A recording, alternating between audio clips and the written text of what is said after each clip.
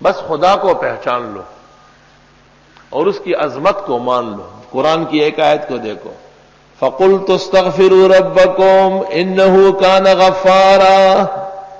نوح علیہ السلام کہتے ہیں میں تو ان کو کہہ چکا ہوں کہ استغفار کرو، اللہ معاف کر دے گا. یرسل السماء علیکم مدرارا، استغفار کی برکت، بارش ہو جائے گی زور و شور، فشیبو شیبو باران ہوشی. وَيُمْدِدُكُمْ بِأَمْوَالٍ وَبَنِينَ، مدد کر دے گا تمہاری مال اور بیٹے دے کر. وَيَجْعَلْ لَكُمْ جَنَّاتٍ وَأَنْهَارًا، اور دے دے گا تم کو باغات اور خوشی کی نہریں چلا دے گا.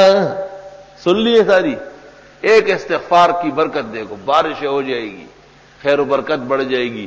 بیٹے ہوں گے، جب بیٹے ہوں گے تو پہلے بیوی آئے گی یا آپ کا بیٹا ہوگا؟ تو شادی ہوگی نا. طالب نے پوچھا جی بیٹا کیسے ہوگا، شادی تو ہے ہی نہیں. وہ نتیجے کا ذکر ہوتا ہے، اوائل کا تھوڑا ہوتا ہے. جیسے آپ کسی کو کہ خدا آپ کو بادشاہ بنائے تو یہ تھوڑا کہتے ہیں کہ پہلے وزیر بنے اور پہلے یوں بنے. نتائج ذکر ہوتے ہیں. جب سب نعمتیں ذکر کی نا ایک استغفار کے بدلے میں، تو آخر میں کیا ہے؟ وہ کام کی بات ہے. ما لکم لا ترجون للہ وقارا، کیا ہو گیا تم اللہ کی عظمت کے قائل نہیں ہو؟ اف.